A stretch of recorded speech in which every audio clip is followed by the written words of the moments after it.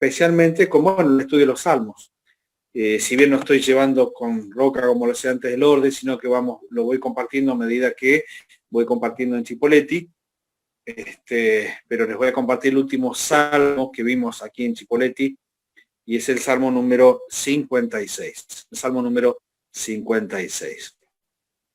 La gran mayoría de los salmos tienen una historia detrás, especialmente aquellos que tienen que ver con los salmos escritos por David, ¿sí? Es interesante cómo el Espíritu Santo utilizó las experiencias, las vivencias de este hombre de acuerdo al corazón de Dios, un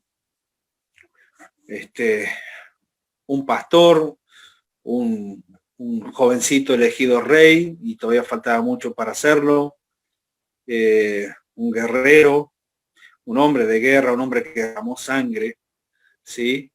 Un hombre que pecó, no una, sino varias veces, pero tenía esta característica. Él se daba cuenta inmediatamente de qué forma había afectado su pecado, no solamente su relación con su Dios, con nuestro Dios, sino también a los demás, a los terceros muchas veces.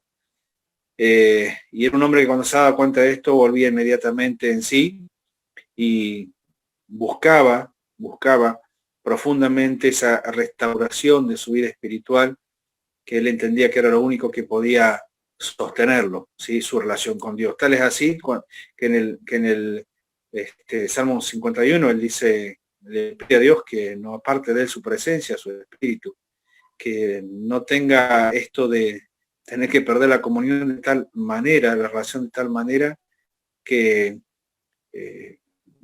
viviese en este mundo como el resto de las personas de este mundo. Aunque si bien es cierto que eso de no aparte de mí tu espíritu tenía que ver también con la capacidad que Dios le daba para dirigir y para gobernar, esa unción, en este caso sí, esa unción especial que David tenía, dada por Dios para gobernar, conforme a como Dios quería que gobernase.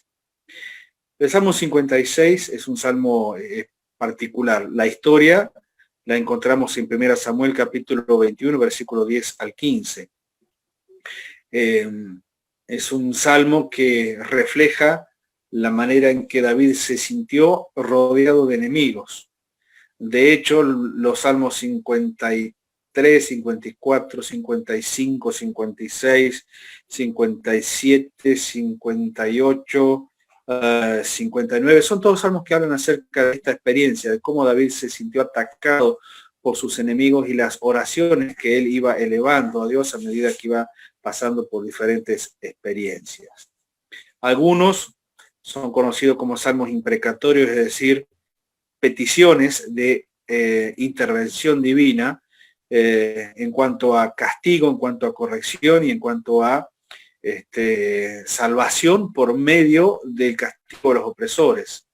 Y uno puede preguntarse cómo un hombre conforme al corazón de Dios podía pedir de esa manera. Lo que pasa es que hay que entender el entorno histórico de ese entonces, porque Israel estaba rodeado literalmente de enemigos, y la mayoría de ellos mucho más poderosos que el mismo pueblo de Israel. Y sin embargo, cuando David oraba pidiendo ser librado de esos enemigos en lo particular o también como nación, Dios respondía y respondía en la manera en que Dios sabía y tenía que hacerlo. Y esto hacía que el resto de las naciones temieran a este Dios tan grande que protegía a un pueblo tan pequeño como lo era precisamente Israel, que fue escogido por Dios por gracia sin duda, y Dios mismo se lo dice: no te escogí porque seas la nación más grande, ni la más poderosa, ni la más rica, ni la más fuerte, ni la más numerosa, sino para que sea manifiesta la gloria de Dios en un pueblo que lo único que tenía que hacer era creer y obedecer. Ahora, ¿no les parece muy parecido a lo que Dios nos pide a cada uno de nosotros? Porque en realidad no fuimos escogidos por ser los más sabios, ni los más fuertes, ni los más capaces, ni los más poderosos, sino, como dice Pablo en 1 Corintios, a lo necio de este mundo escogió Dios, para que el poder y la gloria sea manifiesto que viene de parte de Dios y no de parte nuestra. Y lo único que nos pide, sin embargo, Dios es esto, lo mismo que le pidió a Israel: obediencia y testimonio. obediencia y testimonio. Obediencia y testimonio. Era lo único que Dios le pedía. Ahora, el Salmo 56 tiene un título interesante porque dice oración de confianza. Es una oración precisamente de confianza de parte de David. Y dice al músico principal, esto quiere decir que David una vez que escribía el Salmo, no solamente le ponía música, sino que también podía utilizar otras melodías ya conocidas para aplicarlas a ese salmo. Y entonces llevaba el salmo escrito y se lo presentaba al músico principal, aquel que iba a ejecutar musicalmente esta poesía hebrea. Y dice al músico principal, sobre la paloma silenciosa en paraje muy distante. Este es un título interesante porque quiere decir que existía antiguamente una melodía que llevaba este título, paloma silenciosa en paraje muy distante. ¿Sí? Cada vez que ustedes vean los títulos de los salmos y lean esta expresión sobre, quiere decir que el salmo tenía que ejecutarse musicalmente con una melodía que ya era conocida de antemano. En este caso, repito, la paloma silenciosa en paraje muy distante. Pero también es interesante por qué David toma este título. Él se veía a sí mismo como una paloma silenciosa en paraje muy distante. Es decir, una paloma en silencio fuera de su lugar, fuera de su casa, fuera de su territorio, lejos. No nos olvidemos que en este punto de 1 Samuel 21, 10 al 15, David sigue siendo perseguido por Saúl, un rey enajenado, un rey envidioso, un rey que cada día se apartaba más y más de Dios y cada vez hacía o tenía actitudes, actos y más en contra de lo que Dios había establecido. Mucho más sabiendo Saúl que, de acuerdo a los designios de Dios, ese hombre al cual estaba persiguiendo para matarlo de cualquier manera, iba a ser el que lo iba a suceder en el trono y no su propio hijo Jonatán. Para Jonatán esto no fue un problema, pero sí lo era para Saúl. Entonces, en esta huida, y antes de irse a la cueva, ¿sí? A la cueva de Adulam, ¿sí? Antes de irse a la cueva de Adulam, David tiene que pasar por una situación difícil, ¿sí? David tiene que pasar por una situación difícil. ¿Cuál situación difícil? David huye escapando de la persecución de Saúl y entra en territorio enemigo, entra en el territorio de los filisteos, ¿sí?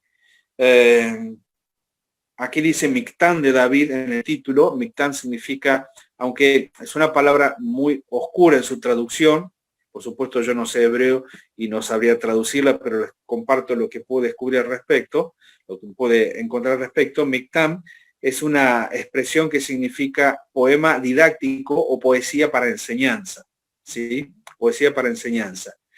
Y evidentemente lo que él experimentó en esa situación difícil, muy peligrosa, porque saliendo de sus territorios fue a parar al territorio de los filisteos, los enemigos naturales del pueblo de Israel en esa época, tiene que fingir algo que no era para poder subsistir.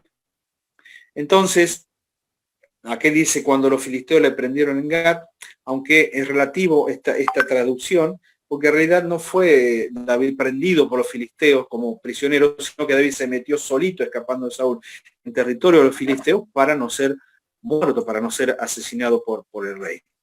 Y entonces David toma una actitud extraña a nuestro parecer, porque dice que cuando se vio en medio del territorio y se vio rodeado, lo reconocieron enseguida. Y entonces él se hace pasar por un orate, por un loco, y dice que escribía en las puertas, dejaba correr su saliva por su barba, se presentaba como un demente, porque de acuerdo a la cultura en aquella época, un loco no podía ser muerto, no podía ser asesinado, porque como era una persona enajenada, entonces si uno se aprovechaba de esa situación para matarlo, la ira de los dioses o por ese acto tan vil de matar a alguien enajenado podía perjudicarlo de alguna manera. David sabía esto, conocía evidentemente la cultura filistea y por lo tanto se hizo pasar por loco para salvar su pellejo. Pero Mientras tanto se hacía pasar por loco, evidentemente él tuvo una experiencia muy profunda de miedo, muy profunda de temor, y lo expresa de esta manera en el Salmo a lo largo de sus 13 versículos. Vamos a leerlo rápidamente y vamos a encontrar algunas lecciones para compartir en esta tarde. Dice así, Salmo 56, versículo 1. Dice, ten misericordia de mí, oh Dios, porque me devoraría el hombre. Me oprime combatiéndome cada día. Todo el día mis enemigos me pisotean, porque muchos son los que pelean contra mí con soberbia. En el día que temo, yo en ti confío. En Dios alabaré su palabra, en Dios he confiado, no temeré. ¿Qué puede hacerme el hombre? Todos los días pervierten mi causa. Contra mí son todos sus pensamientos para mal. Se reúnen, se esconden, miran atentamente mis pasos, como quienes acechan a mi alma. Pésalos según su iniquidad, oh Dios, y derriba en tu furor a los pueblos. Mis huidas tú has contado. Pon mis lágrimas en tu redoma. ¿No están ellas en tu libro? Serán luego vueltos atrás mis enemigos el día en que yo clamare. Esto sé, que Dios está por mí. En Dios alabaré su palabra. En Jehová su palabra alabaré. En Dios he confiado, no temeré. ¿Qué puede hacerme el hombre? Se pregunta nuevamente. Sobre mí, oh Dios, están tus votos. Te tributaré alabanzas. Porque has librado mi alma de la muerte y mis pies de caída, para que ande delante de Dios y en la luz de los que viven. Un hermoso salmo que tiene que ver, ahora sí creo que al conocer la historia de este salmo comprendemos un poco más de la manera en que David se sentía. Él se sabía vigilado, él se sabía perseguido. Él dice, como dice en el versículo 6, 5 y 6 y 7, todos los días pervierten mi causa, hablaban mal acerca de él. Contra mí son todos sus pensamientos para mal. Más de un filisteo habrá querido matarlo. Se reúnen, se esconden, miran atentamente mis pasos como quienes echan mi alma. David se encontraba en peligro de muerte. Y estando en calidad de refugiado, David llegó a saber que los filisteos tenían mucha preocupación por su presencia en medio de ellos. Esto trajo temor al corazón de David y entonces él se finge como loco. Y el rey Aquis, al mirarlo así, el rey de los filisteos, tiene una expresión un poco graciosa porque dice, ¿por qué lo han traído a mí? ¿Por qué trajeron a este hombre a mí? ¿Acaso me faltan locos porque haya traído este para que haga el loco delante de mí? Evidentemente el rey se está dudando si realmente David está loco o no, pero él sabe que un hombre de estas características no puede ser ni de peligro para el pueblo ni para la nación, menos para él como rey, pero que ya no tiene ningún interés en este David. Quizá le interesaría el otro David, el guerrero, el que va al frente para pelear, para luchar, para confrontarse, pero este David que parece loco a la vista de los demás no es de peligro para ellos. Sin embargo, David sabe que está rodeado. Por lo tanto, el versículo 1, con que comienza este salmo, marca cómo se siente él. Ten misericordia de mí, oh Dios, porque, ahí podríamos agregar otra palabra, porque si no me devoraría el hombre. ¿Sí? Porque si no me devoraría el hombre. Miren, David tenía la costumbre de orar en todo tiempo. No importaba si estaba en un momento de dicha o de gozo, para él no era eso un problema. Y lo digo de esta manera porque evidentemente muchas veces solamente oramos en tiempo de bondad espiritual. Pero él oraba en todo momento, un momento de dicha, de gozo, un momento de tristeza, de dolor, un momento de caída espiritual, el momento en que necesitaba ser restaurado en la oración. Para él era una herramienta fundamental en su relación con Dios. Ahora eran tiempos de tristeza y de soledad, pero esto impidió que David caiga de rodillas en oración delante del Señor. Yo me lo imagino a David esperando los momentos de la noche, de la soledad, cuando ya no era vigilado, ni perseguido, ni mirado, ni medido por sus enemigos, y buscaba ese momento de intimidad para encontrarse a solas con su Dios y expresarle lo que le expresó a lo largo de todo este salmo. Y lo primero que siente él es que se siente a punto de ser devorado, por la maldad del hombre. Miren, no es muy distinto a la situación de cualquier creyente en este tiempo que nos toca vivir. Muchas veces vamos a pasar por situaciones en donde vamos a sentir que el mundo nos quiere comer, que nos quiere tragar. Y el mundo como sistema no funcionaría como tal si no tuviese dos agentes principales. Uno, una mente detrás de este mundo, una voluntad detrás de este mundo, que es nada más y nada menos que el mismo Satanás. Y el otro agente o los otros agentes, todos aquellos que pertenecen a este mundo, que funcionan de acuerdo a este mundo, que no tienen una relación con Dios, es decir, el mundo inconverso es agente de actuación de acuerdo a la voluntad del enemigo de nuestras almas. Es decir, que cuando nosotros hablamos de mundo, no pensemos simplemente en cómo funciona este sistema mundano, sino pensemos que detrás de este sistema mundano hay personas, hay una mente, hay voluntades, hay personas que toman decisiones en contra de Dios y en contra de todo lo que tenga que ver con Dios. Y nosotros estamos en la vereda enfrente, estamos para ellos en la oposición. Por lo tanto, lo que la palabra de Dios indica acerca de que todo aquel que quiera vivir piadosamente padecerá oposición, padecerá persecución, es una gran realidad. Yo no sé si todos los que están presentes en esta noche, en esta tarde, son hijos de Dios, son creyentes. Ya sea que tengas 40 años, 15 años, un año, 10 días, una hora de haber aceptado a Cristo como tu Salvador, lo que tienes que saber es que este cambio de bando, si me permiten la expresión, de las tinieblas a la luz, de la muerte a la vida, de la condenación eterna a la salvación eterna. Ese cambio que se produce en un instante, en el momento que uno pide perdón por sus pecados, tiene consecuencias temporales y eternas. Consecuencias temporales en cuanto a que ya no somos distintos y por lo tanto el mundo nos ve como el rey de Aquis miraba a David y nosotros no tenemos que fingir. Pero el mundo cree que nosotros estamos locos. El mundo cree que estamos locos porque defendemos la vida. El mundo cree que estamos locos porque no aceptamos el aborto. El mundo cree que estamos locos porque seguimos defendiendo el matrimonio, tal como Dios lo instituyó. El mundo cree que estamos locos porque animamos a nuestros jóvenes a que lleguen castos, puros al matrimonio. El mundo cree que estamos locos porque alentamos a nuestras hijas a que busquen en el Señor y a aquel compañero para toda la vida. El mundo cree que estamos locos porque como varones no animamos a nuestros hijos varones a que hagan quizás aquellas cosas que aún nuestros padres inconversos en su momento nos animaban a nosotros, a ser hombres de alguna manera. El mundo cree que estamos locos porque vamos a contramano de la corriente de este mundo.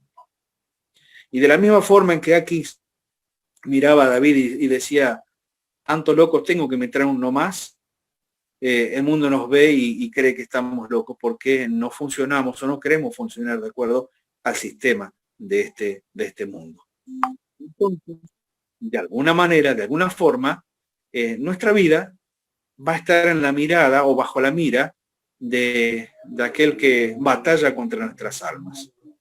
Y va a utilizar todos los elementos que sean necesarios para no destruirnos, porque no lo puede hacer a menos que Dios lo permita, no tocar nuestra vida, porque no lo va a hacer a menos que Dios lo permita, de la misma manera que lo hizo con Job, no puede tocar nuestra alma porque le pertenece a Dios, pero sí va a intentar hacer de que nuestra vida pierda el gozo de la salvación.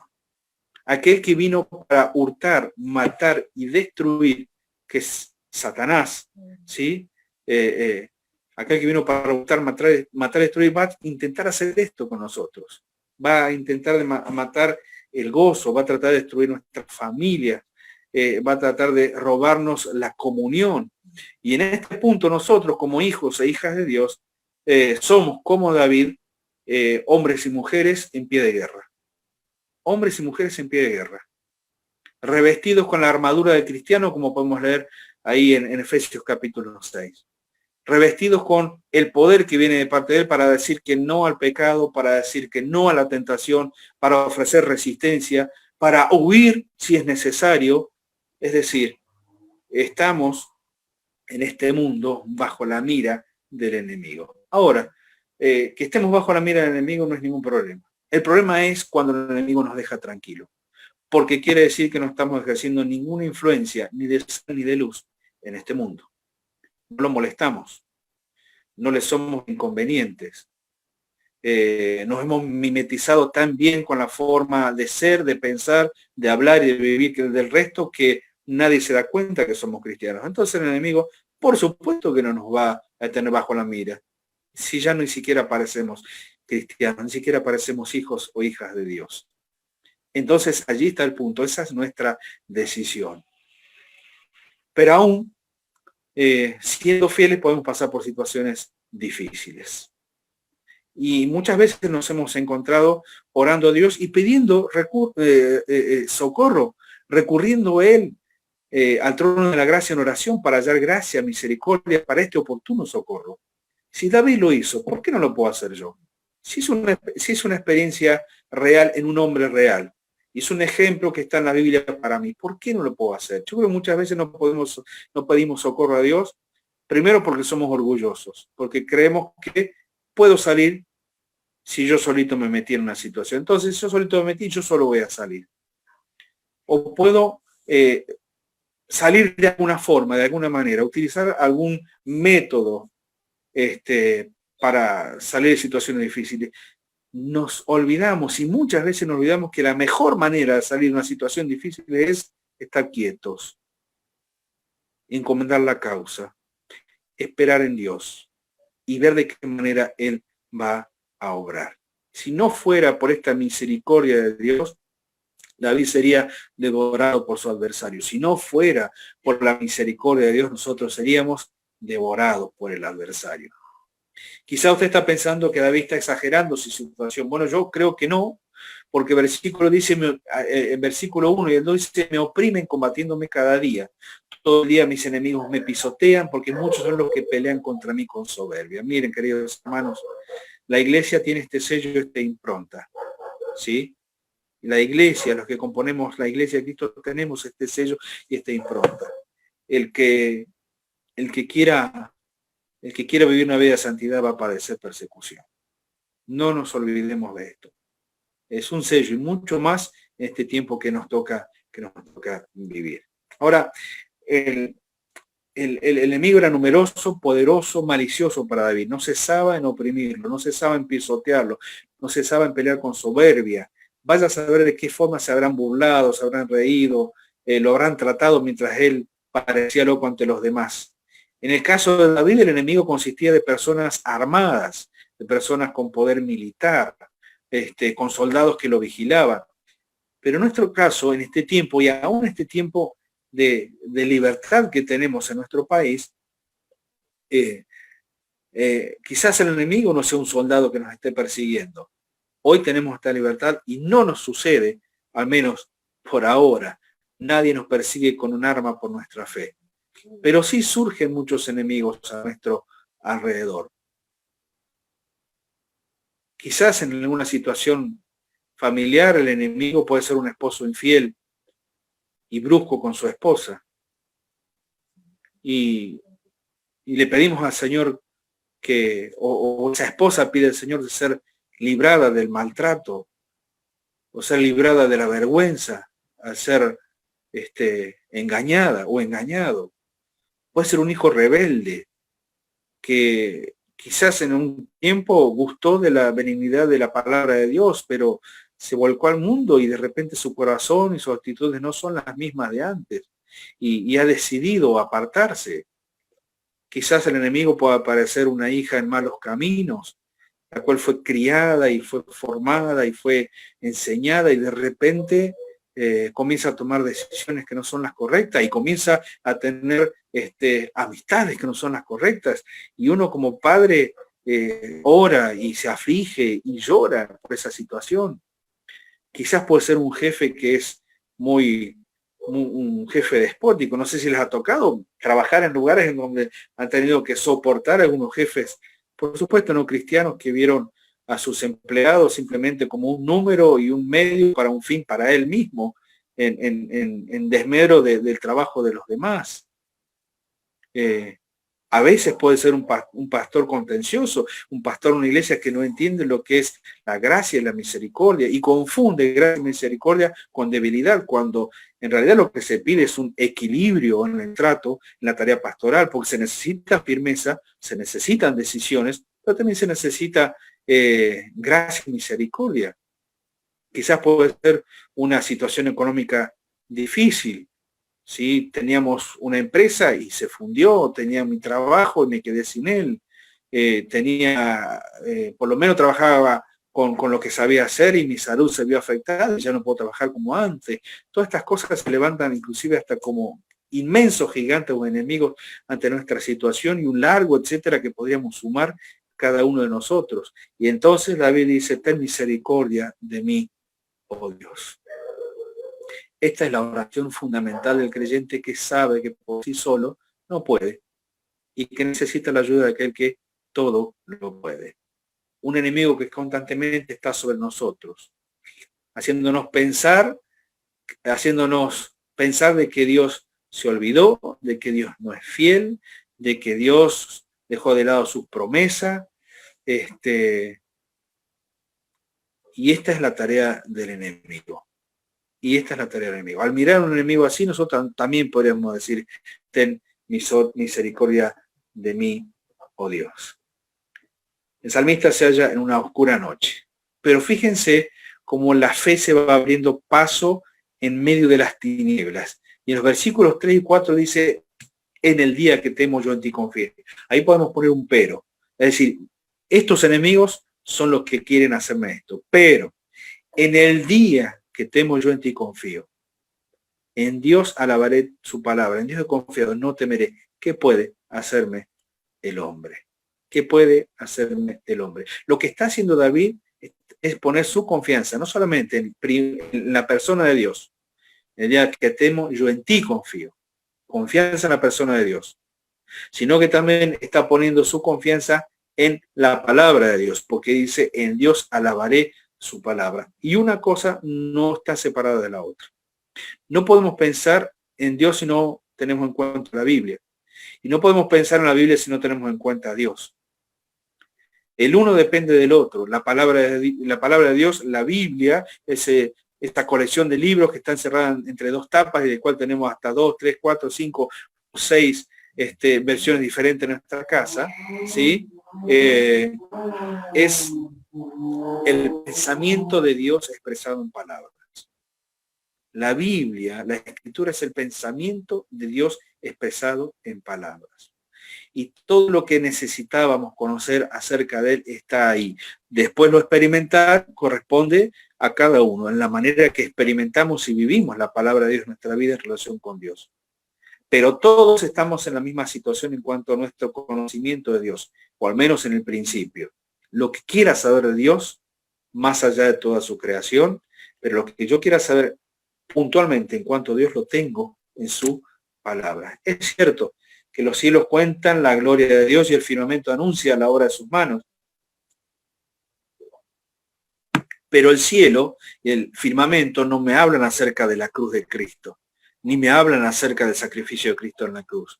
Sí me hablan acerca del Dios creador, pero el elemento que yo necesito conocer para saber que soy un pecador, para saber que Dios me ama, para saber de que Dios hizo todo por mí, que entregó a su Hijo por mí, ese elemento es la Biblia. Y no nos podemos dar el lujo de dejarla de lado.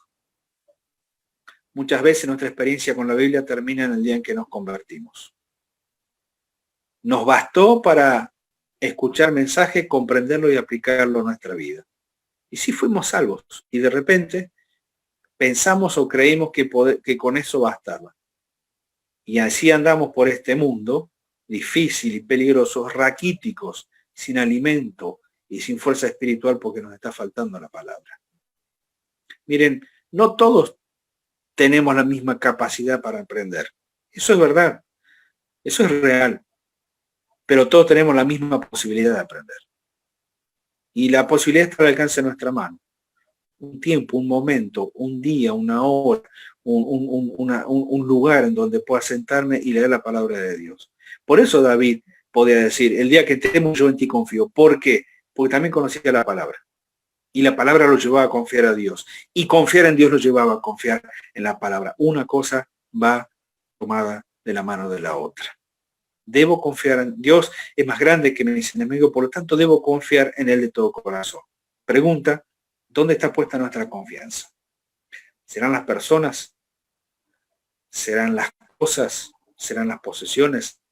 ¿Serán un gran sueldo que pueda estar recibiendo en este momento? ¿Serán las circunstancias favorables que me tocan vivir? Todo eso se puede terminar en un momento. Todo eso se puede terminar en un segundo. Las personas a las cuales confiamos se pueden ir, o nos pueden abandonar o se los puede llevar. Las cosas que poseemos se pueden terminar, se pueden perder, se pueden quemar. Las circunstancias favorables que me permiten vivir holgadamente hoy, también pueden terminarse.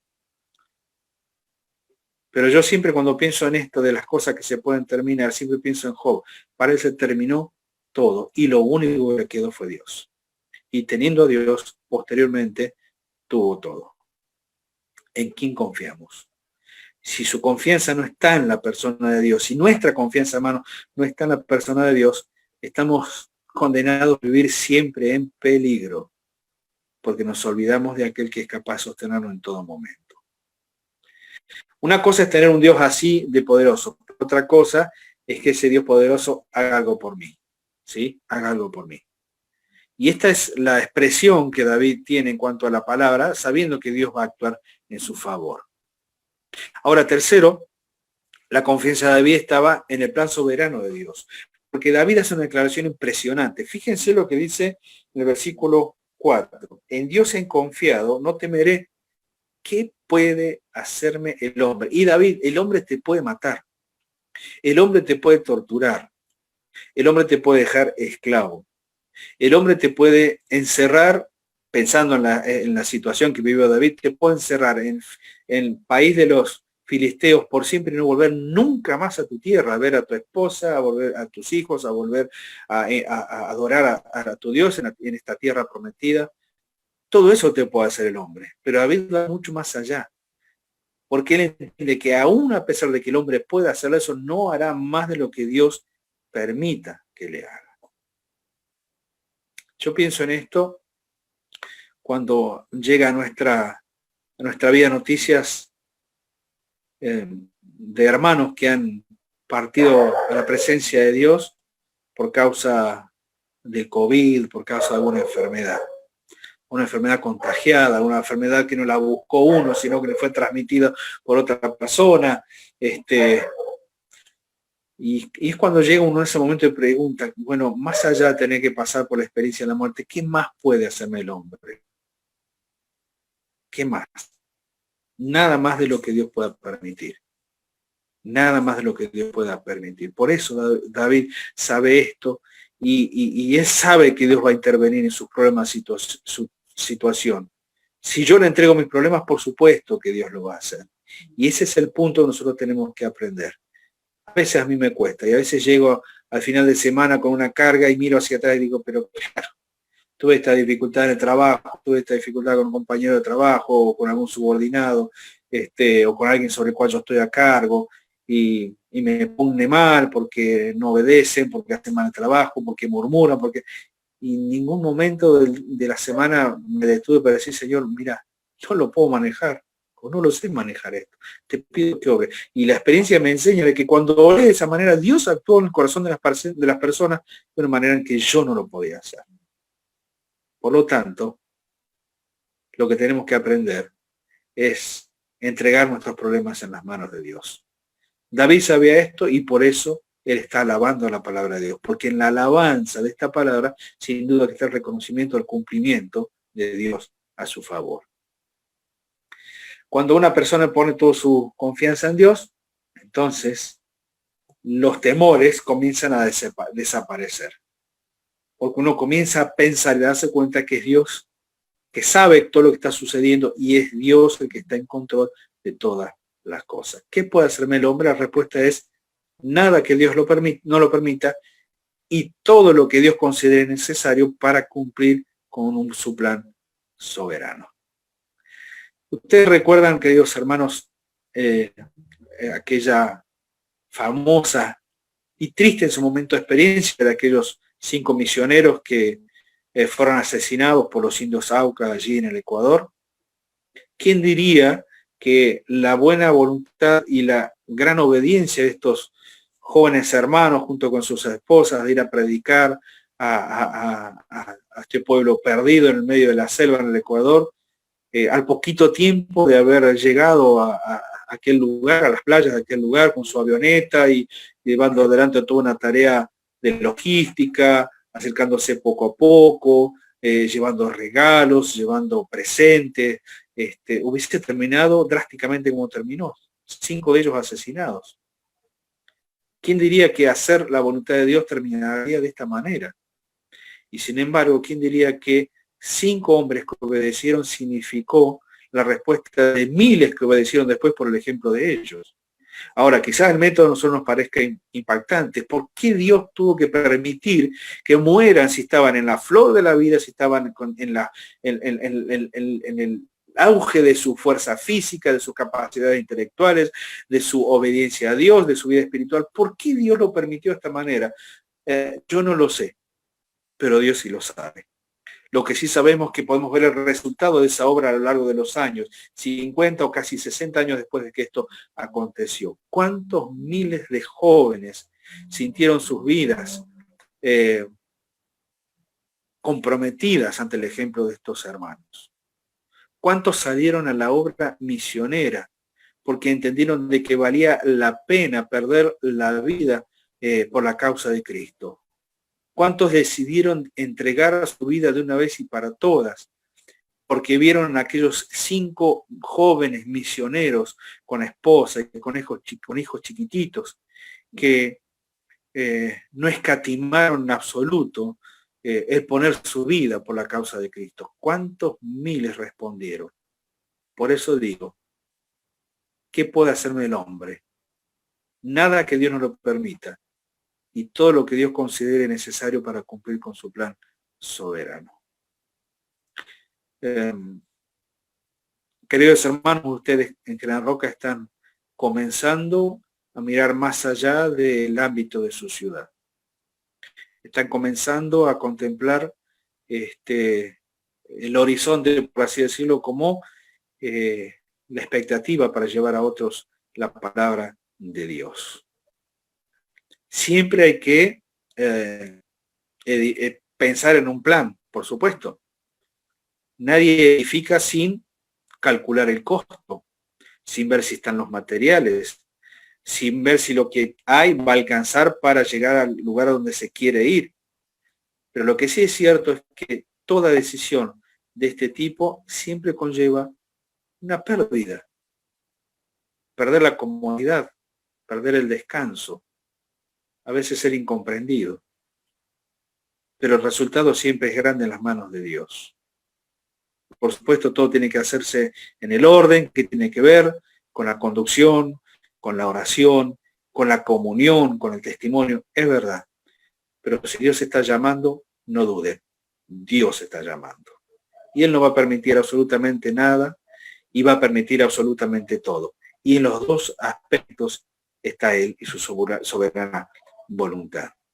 Ahora, yo quiero que peguemos un buen saltito, ¿sí? En este salmo, y que nos vayamos a los versículos 8 y 9. Los versículos anteriores a esto hablan acerca de las características de la oposición, de aquellos que se oponían a David. Pero el versículo 8 es uno de mis versículos preferidos. Me encanta el versículo 8. Primero por el significado, por la aplicación espiritual que tiene. Me gusta mucho. El versículo 8 dice, mis huidas tú has contado. Pon mis lágrimas en tu redoma. ¿No están ellas en tu libro? David sabe que todas las veces que tuvo que huir, lo hizo con el conocimiento de Dios. No huyó por cobardía, huyó por prevención. ¿Sí? No huyó por cobardía. Hoy para nosotros la enseñanza es que ante la tentación no la tenemos que enfrentar, sino que tenemos que huir de ella, ¿verdad?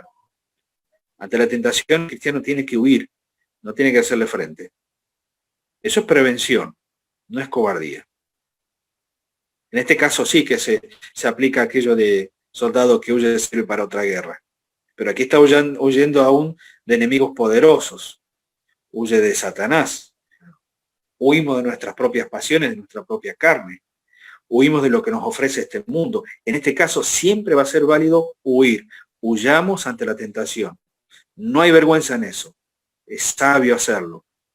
No enfrentar las tentaciones con nuestra fuerza y con ninguna fuerza, porque nunca podremos vencer.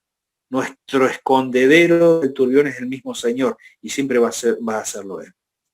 Ahora David sabía que muchas veces tuvo que huir y él dice, mis huidas tú contaste. Señor, ¿cuántas veces tuve que escapar de Saúl, de los filisteos, de los enemigos? ¿Cuántas veces me tuve que esconder en una cueva? ¿Cuántas veces tuve que ir al desierto? ¿Cuántas veces tuve que irme de un lado al otro? David sabía lo que significaba huir del enemigo. David lo sabía. Y después él dice lo siguiente. Él dice, pon mis lágrimas en tu redoma, ¿no están ellas en tu libro? Y él está echando manos a una costumbre no judía, sino de los pueblos alrededor. Una redoma es un pequeño frasco, ¿sí? Que se utilizaba para guardar diferentes líquidos. Pero las costumbres de las naciones, de los pueblos alrededor, era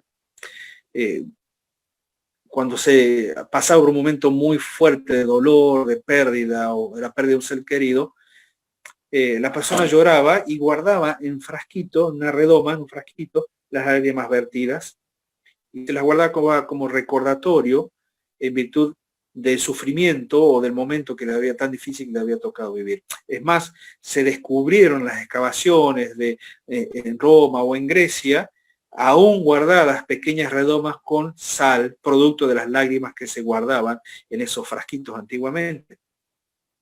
Y entonces David toma esta figura y él sabe que muchas veces tuvo que llorar por causa de la persecución, por causa de la injusticia, por causa de ser visto como si no sirviese para nada. Muchas veces David lloró y él dice, pon mis lágrimas en tu redoma, como diciendo, Señor, toma, estas lágrimas tienen un valor especial. No son lágrimas de desesperación, son lágrimas de angustia producida por la situación que me toca vivir. Miren, quiero que vayamos rápidamente, por amor al tiempo ya, a tres pasajes, ¿sí? A tres pasajes. El primero de ellos tiene que ver con el Señor Jesucristo. En Lucas capítulo 19, versículo 41. El Señor fue un hombre distinto y perfecto. Pero aún siendo Dios no dejó de manifestar sus emociones. Lloró ante la tumba de Lázaro. Y fueron las lágrimas de un hombre que amaba a su amigo, a su compañero. Y al ver el impacto de la muerte en la vida de Lázaro, lloró. Y todos aquellos que le veían dijeron y expresaron, miren cómo lo amaba. Y en Lucas 19, versículo 41, nos encontramos con esta expresión.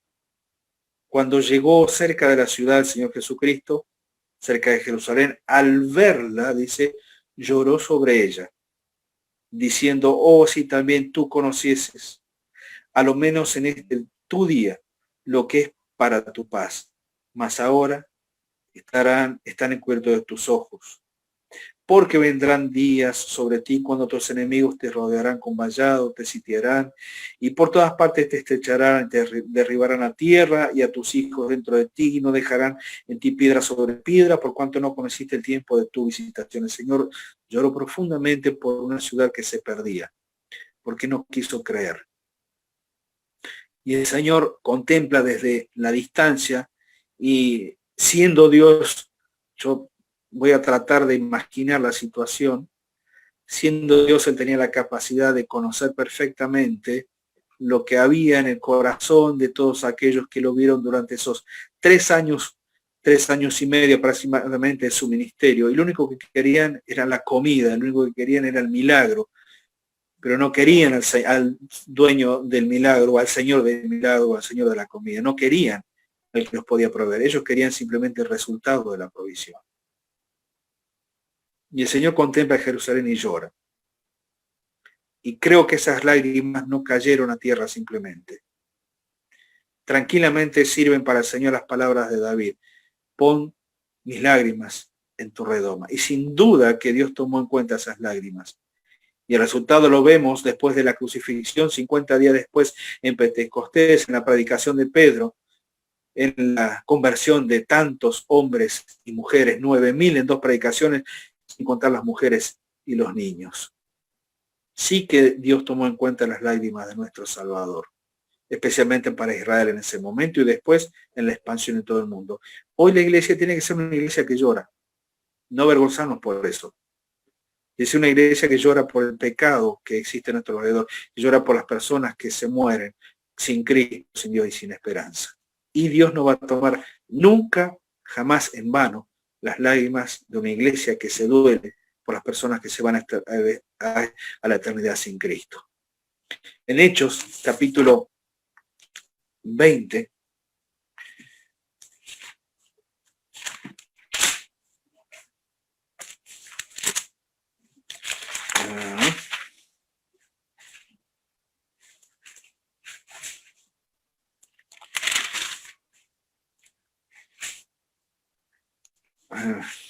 un segundito. ¿No? Sí, 20, nos encontramos a Pablo, apóstol Pablo, encontrándose con los ancianos de la iglesia, de la zona, y llevando adelante una despedida en donde él les adelanta a los ancianos todo lo que iba a suceder con las iglesias locales. Les anticipa que iba a haber lobos con piel de cordero en medio de la congregación. Les anticipa que va a haber persecución. Les anticipa que delante de aún de ellos mismos, de las iglesias, de las congregaciones, se levantarían hombres que hablan cosas perversas para arrastrar sí a los discípulos. Y les dice en el versículo 31 del capítulo 20 de Hechos, por tanto, velad, acordando que por 3 años de noche y de día no he cesado de amonestar con lágrimas a cada uno, con lágrimas. Versículo 36, cuando hubo dicho estas cosas, se puso de rodillas y oró con todos ellos, con los ancianos. Y entonces hubo gran llanto de todos y echándose el cuello de Pablo le besaban. Lágrimas que no fueron pasadas por alto por Dios. Porque Dios honró a su siervo, aún en la hora de su muerte, aún cuando fue decapitado por orden del emperador. Dios honró esas lágrimas, porque fueron lágrimas sinceras delante de Dios. Y tranquilamente Pablo podía haber dicho, pon mis lágrimas en tu guarda mis lágrimas en tu redoma. Miren, hermanos, necesitamos corazones sensibles y rostros como pedernal. El corazón del Señor, de acuerdo a la poesía, a la escritura, se derritió como cera en su interior. Pero Él puso su rostro firme como pedernal hacia el objetivo que tenía que alcanzar y que tenía que cumplir. Creo que esa es la mejor descripción de un creyente en este tiempo. Un corazón sensible a todo lo que Dios indique, aunque eso signifique pasar por momentos muy difíciles. Y aunque tengamos que llorar muchas veces en medio de esas situaciones difíciles, nunca es una vergüenza llorar en medio de situaciones difíciles, porque sabemos quién es aquel que guarda nuestras lágrimas. En Apocalipsis, capítulo 21, dice lo siguiente. Versículo 3 dice así. Y oí una gran voz del cielo que decía, aquí el tabernáculo de Dios con los hombres. Y Él morará con ellos y ellos serán su pueblo. Y Dios mismo estará con ellos como su Dios. Enjugará Dios toda lágrima de los ojos de ellos. Y ya no habrá muerte, ni habrá más llanto, ni clamor, ni dolor, porque las primeras cosas pasaron. ¿Qué son las primeras cosas para nosotros? Lo que nos toca vivir en este tiempo. Son estas primeras cosas que muchas veces nos hacen llorar, que muchas veces nos hacen suspirar profundo. Pero tenemos que tener la misma actitud de David que tuvo en el Salmo 56 cuando él escribió. Porque finalmente él dice lo siguiente. versículo 12. Sobre mí, oh Dios, están tus votos. Te tributaré alabanza. Es decir, todo, Señor, todo lo que prometiste para mi vida, yo sé que lo vas a cumplir. Por eso te voy a alabar. Porque libraste mi alma de la muerte y mis pies de caída. A ver, David pensaba que jamás iba a morir, no estaba pensando eso. De hecho, nosotros como cristianos siempre esperamos qué cosa, ser arrebatado, no pasar por la desnudez de la muerte, ¿verdad? Pablo lo sentía exactamente igual, lo expresa allí en la carta a los filipenses. Estoy en esta tirantez. No sé si irme con el Señor o quedarme acá por la necesidad y el amor de la obra, o irme con el Señor por el amor al Señor. Y sin embargo se encontraba en esa muy buena tensión espiritual donde tenemos que mantenernos nosotros. Yo siempre espero que el Señor nos venga a buscar primero. Y pienso en mi suegro Mario, que partió a la presencia del Señor este sábado al mediodía. Él siempre esperaba y tenía la esperanza de encontrarse con su Señor por medio del arrebatamiento. Y sin embargo el Señor dijo, bueno, Mario, ya está, es hasta acá, esta es tu hora, este es tu momento. ¿Quieren que les cuente cómo fue? Miren, no hay nada morboso en esto, es glorioso realmente. Mario estaba deteriorándose rápidamente. Y entonces Moisés, mi cuñado, el hermano de Marta, decidió con buen tino llevarlo a sanatorio urgente porque necesitaba ser visto por los médicos. Y Mario, durante estos últimos 2 años, se perdía en su mente, en su forma de pensar, por causa de la vejez, por causa del Alzheimer, se perdía. Pero de tanto en tanto él se conectaba con alguno de nosotros. Y lo que sacábamos la conclusión con mi cuñado era que cada vez que Mario podía conectarse, lo hacía desde el plano espiritual. Nunca se olvidó de los himnos, nunca se olvidó de los coros. Marta le repetía pasaje de la escritura y él los iba repitiendo detrás. Hasta la última vez que pudo ir a la iglesia, al salón de la iglesia, a congregarse con nosotros, él entraba en el salón de la iglesia y era otra persona porque se conectaba espiritualmente, era increíble, era otra persona. Era el hombre interior que no se desgastó nunca, sino que se renovó siempre. Y que al encontrarse dentro de ese ámbito espiritual, revivía. Después volvía al día a día y muchas veces se perdía en su forma de pensar. Pero en el momento en que estuvo sentado ahí esperando que lo atienda el médico, es como que tuvo ese despertar, se despertó y le dijo a Moisés, y expresó así, Señor, estoy muy cansado, te pido que me lleves. Y no dijo nada más. Lo hicieron pasar para comenzar a hidratarlo, para comenzar a darle los analgésicos necesarios para poder recuperarlo, y se durmió. Y cuando lo fueron a ver a la hora, ya no estaba, el Señor se lo había llevado. Es decir, el Señor respondió inmediatamente la oración de su hijo. Señor, estoy cansado, quiero que me lleves. Y el Señor dijo, está bien, es hora de llevarte.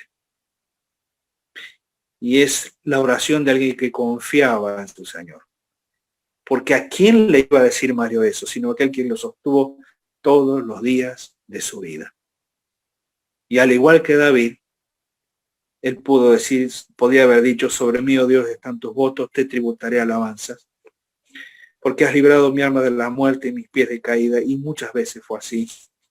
Para que ande delante de Dios en la luz de los que viven. Queridos hermanos, esta es nuestra expectativa, esta es nuestra esperanza. En el mundo tendréis aflicción, dijo el Señor, pero confía, yo he vencido el mundo, es verdad. Todo aquel que viva vivir piadosamente padecerá aflicción, es verdad. Podemos pasar por situaciones difíciles, pero lo que nunca va a faltar en nuestra experiencia como cristianos es la intervención de Dios de una u otra manera. Y en eso tenemos que estar absolutamente tranquilos. Hagamos como David. Vayamos a Dios en oración constante. Digámosles a Él con nuestras palabras, con nuestra expresión, y a veces o quizás con nuestras lágrimas, que confiamos en Él. Y esto no solamente va a traer paz y seguridad a nuestra vida en medio de la tormenta, sino que en algún momento va a hacer que la tormenta misma se desvanezca y podamos ver claramente a Dios obrando a nuestro favor. Queridos hermanos, que este Salmo 56 les sea no solamente de mictam, como un mictam de instrucción, sino que les sea de bendición en primer lugar, de la misma manera en que lo fue para mí. Y espero que podamos aprender todos juntos las lecciones compartidas en este día. Mis huidas tú has contado, pon mis lágrimas en tu redoma. No están ellas en tu libro, no hay nada que se escape al registro de Dios. Y mucho menos cuando tenemos que llorar, no por causa de nuestro pecado, sino cuando tenemos que llorar por querer y anhelar vivir justa, santa y piadosamente en este mundo que nos rodea como un gran enemigo. Pero Dios es mucho más fuerte. Que el Señor les bendiga, queridos hermanos, y gracias por permitirme compartir este tiempo con ustedes.